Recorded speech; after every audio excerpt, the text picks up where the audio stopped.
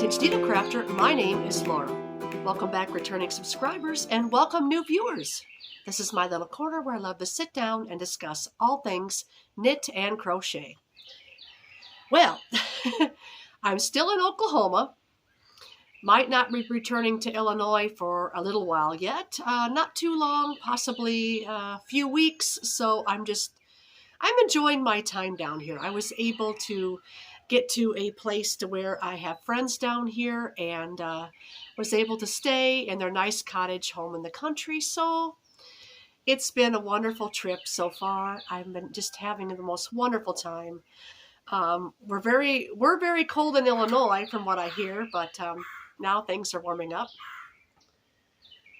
Right now the birds are singing. It's 8:30 a.m. in the morning. It's pretty early that I'm filming this, but I have so much to share with you. I have so many projects that I want to show you. There's been something I've given away, so I can't show that. But, well, it's getting warm down here now, so it won't be too long. I will be returning home to Illinois. But anyway, I thought I would get out early and film this before it got too hot. All right, so the first thing I wanted to share with you, I had given it away. I was making a Victorian lace or a vintage lace shawl. Something that I just designed up and it looked very vintage, and I put a YouTube short out showing that. It's white and has lace. And from that, well, that became a gift.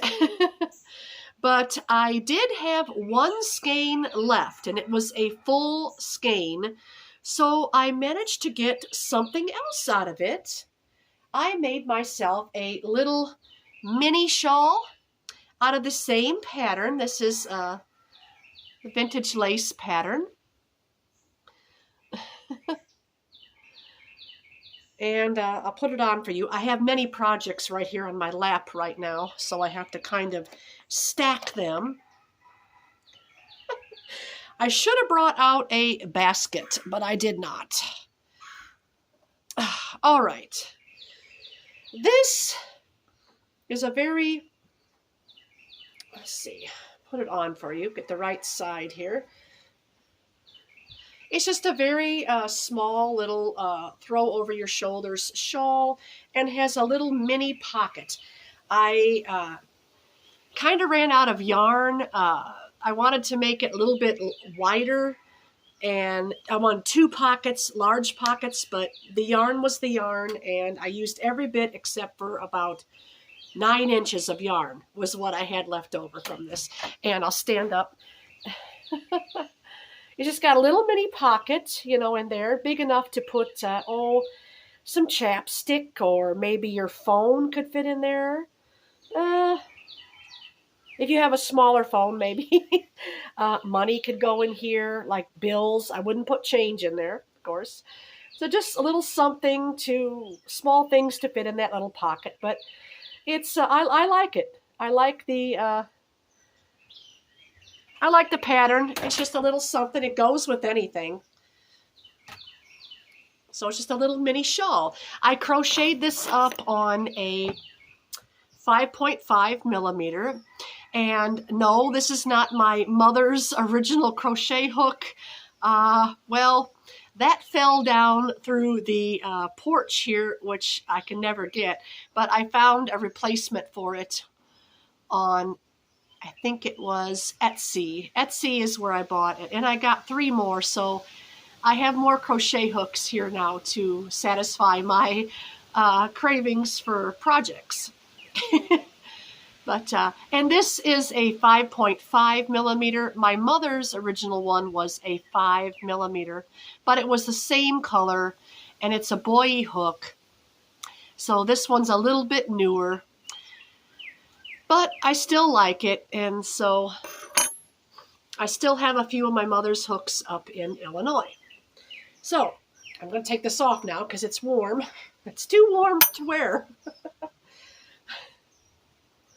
But that's my pattern. And yes, when I get back home, probably early summer, I'm going to be coming out with a tutorial for this stitch pattern that I came up with here. So look for that. I'm going to be showing you in the tutorial how to make a shawl. And I do have another shawl down here with the same pattern in a different colored yarn that I'm going to show you in just a moment. Okay, I'll set this back here and hope it doesn't fall. Okay. I've also been doing a little bit of sewing. And ladies, if you've got a, I'll show you what I made. First of all, I made an apron. This is a necessity. You never know when you're going to need an apron. And I'm going to put it on for you. This is made from a man's dress shirt. And I don't know if I'm going to get the whole thing in the... I may have to move the camera back. As you can see, I'm tying it right now. Okay, I'm going to pause this and move you back. Ooh, it's getting a little steamy out here. But you can see the whole thing here. I think it's quite unique. It's got the shirt right up here, and it just comes down to my knees. The part right here in front, you'll see where I sewed. I come a little closer. This right here was where the tear was in the shirt. It was just an old shirt that was ripped. And I needed an apron, so I made an apron from it. You just cut off the sleeves is what you do. Cut down the sides, and you're using the front of the shirt. Then you cut away the back, which this is the back. You see there's no back, just the ties. So you cut away the back, up around the collar here too, and I'm going to come closer and show you what I'm talking about. Hold on. Okay, so you cut off the sleeves, and then you cut the sides, and then you're just cutting the back off and up. I'm going to take it off because up around the collar, you're going to cut away all that excess fabric. As you can see, I've cut the fabric. And what you're going to do is you cut at an angle, but I did not cut at the angle. I just sewed mine down. And this is a rough sewing. This is all hand sewn. So I did not machine stitch this at all. But it only took me one day to sew. Of course, I've been sewing for years. But you just angle that so you don't have this floppy piece over here. But it's really cool, and I like this shirt. It looks like denim material. That's why I chose that. And yeah, I can see my stitches right here in front. It's not perfect, but if I made another one, I would be cutting this at an angle and doing all the things. You can find more details on YouTube. Just type in how to make an apron from a man's dress shirt. So... And then you just do ties. And I took the sides of the back piece and made ties. But, isn't it cool? I think it's really unique, and I love the way it fits. And then I did something different. I stitched the collar down in little spots. Like here's a stitch here. And then over here, I did a little visible stitch there. Just so the collar would not flip up and down. That annoys me. So, yeah, that's my apron from a man's dress shirt. And also, too, I did a running stitch on the reverse side here along the button band, so the buttons holes, it would not come unbuttoned or gap when I'm using it. Now, if I wanted to, I could add more pockets down here. But I think I'm going to just leave it as is. Now, the back piece, I discovered the back piece is useful too. And I am making a half apron from the back piece. And all I'm doing, I got to watch my needle here. This piece here is the back piece. Okay, and I've cut quite a bit off the bottom because I'm going to do a ruffle on the bottom. So next podcast, you'll see the finished object. Yeah, I'm kind of inclining to get back into a little bit of sewing. Now, I prefer hand sewing any day over, oh, I'm so sorry. This video is probably not going to be the best quality because the sun is behind me and it's making the picture a little bit blurry. I don't know if that helps. No, not much. My apologies. I am so sorry. Yeah, it's kind of blurry. This may be a little bit blurry, and I apologize. But anyway, the back piece can be made into a half apron. And you just sew. I'm sewing up the side here on this one side. Now where the arm was, because there's a seam there, I just cut it very, very close to that seam. If it frays slightly, it's not going to bother me. It's just an apron. It's just an apron. And I'm going to do the same with the other side. Here's where I need to cut away. But now this piece here for the back, I thought, why don't I fold this down, sew it, and that would be the waistband. You see that? And this excess fabric, let's see, I'll fold it right, can be folded over twice, and then you have the waistband, and the ties can go in here after I sew the sides. So I have the sleeves left over, plenty enough sleeve for pockets and ties. And what I done by cutting the bottom off is I sectioned it in thirds because these are going to be this is going to be my ruffle. I have 3 pieces here. And what I'll do is sew these together, sew those 2 together, and then sew this one here. And I'll have a really long piece that I'm going to sew, and then I'll cinch it, to ruffle it. And this is all done by hand. I mean, don't be intimidated to sew by hand. And in fact, I think it's easier for me to sew garments by hand because, well, I can sit in my easy chair, watch YouTube, have my coffee or whatever, and just sew.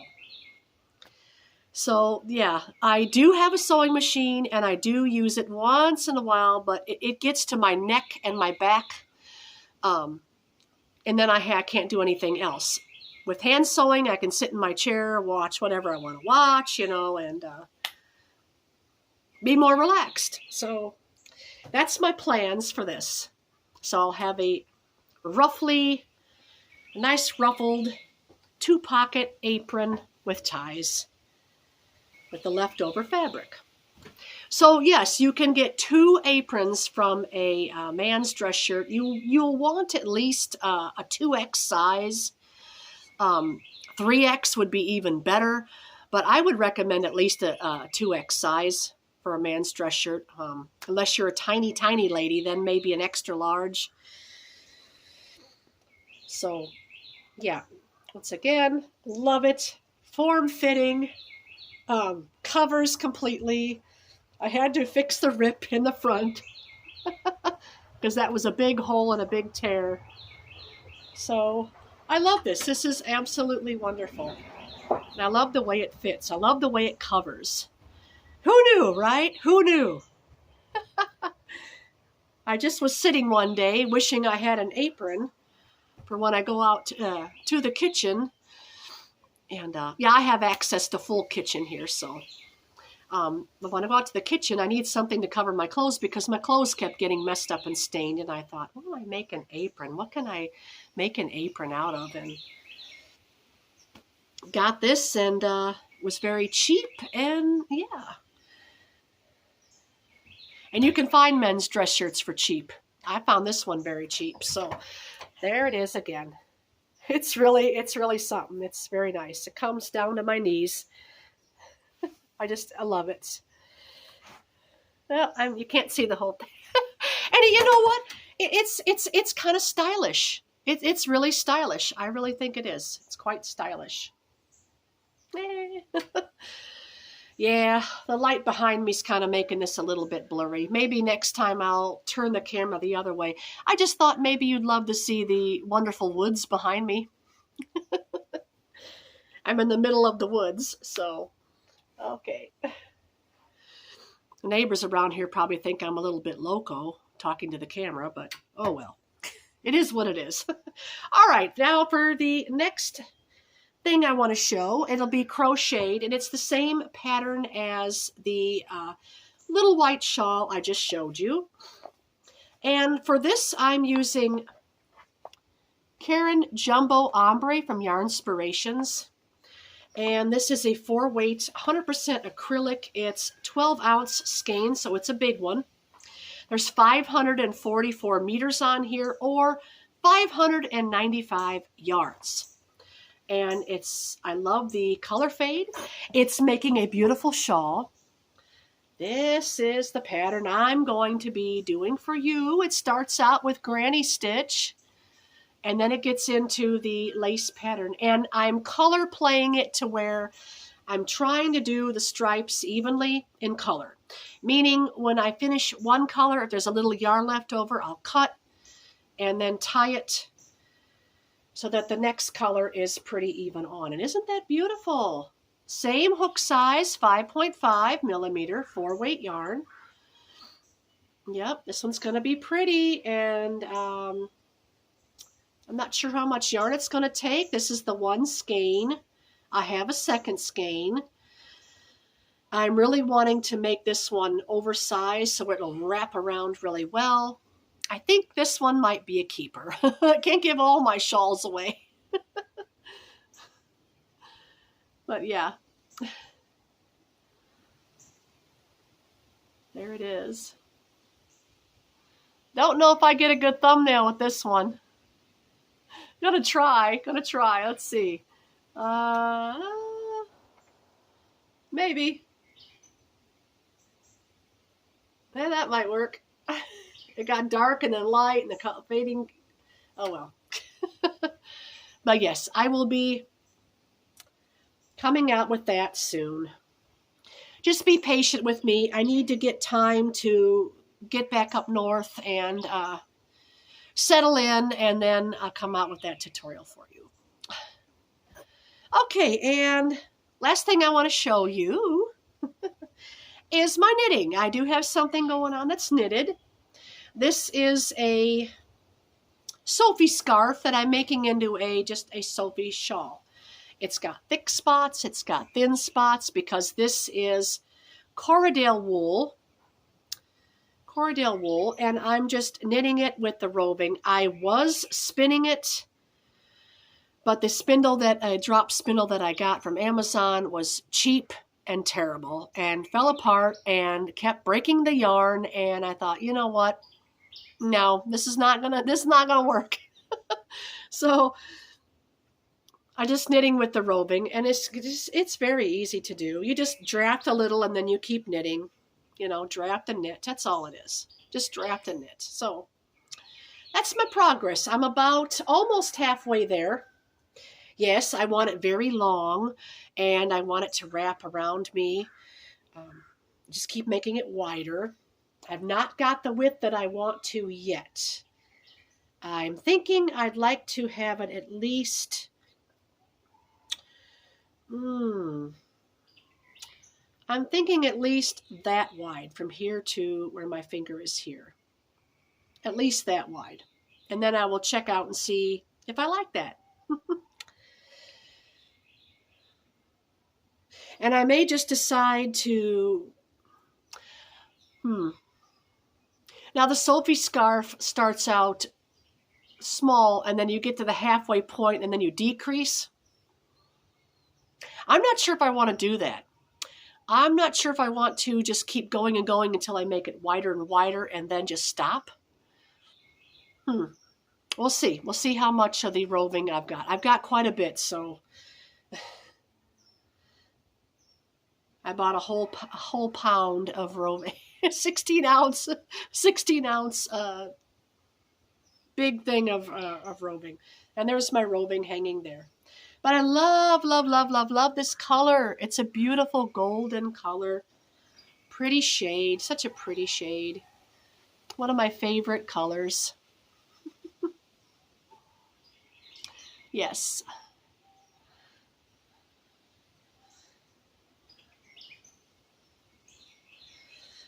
Yeah, I look quite a sight today, don't I? It's early morning, no makeup. Didn't do my hair. I just came out here to film, but that's okay. You're not here for that. You're here to see the project. So, but that's what I got going on. I have been working on this little at a time. Right now, I'm kind of focusing on that sewing. I want to get that apron made so I can show you next time. So it's been a little while since I made one of these. I filmed. I'll tell you something. I filmed last week, okay? And, well, it wouldn't upload. I had a nice podcast for you indoors, but it just wouldn't upload. It started uploading to get up to like 70%, and then it'd drop out. Again, 70% drop out. I thought, well, I'm just going to forget it, delete the thing, and we'll just, we will just film next time. So here I am, filming next time. So anyway, I'm going to end this now. It's been 21 minutes, so I think that's good enough time. Well, I'm back again because I forgot to show you my last thing. It was hanging on my chair, and I totally forgot about it. So it's not goodbye yet. This is a crochet bag by Christine Crochets, or Christine's Crochets, however you say her YouTube, and it's a cotton bag that I made. Be nice to put my knit projects in there. Nice and roomy. I used a 4-weight Caron cotton for this. I might have showed you this when I was first making it. I'm not sure, but it is a finished object crocheted with a 4 millimeter crochet hook. So there is that. Nice summer bag. That's the bottom. I will link the tutorial that she has in my description for this bag in case you would like to make one for yourself. I love the pattern. Love this little decorative knots here. And I love the way she crocheted these very unique ties. I learned something new. So, so there that is. Nice summer bag for summertime. Now I am going to say goodbye. So you all take care. And by the way, the cotton for this was just a Walmart. What was the brand? Not sure the brand, but one of those cones of cotton that you get. You can use any 4-weight cotton for this. She used macrame cord, a 2-weight macrame cord in her video. So there's that too. But anyway. Well, with that being said, I'm going to let you go now, and you all have a wonderful week. And it's goodbye for sure this time. Bye, friends.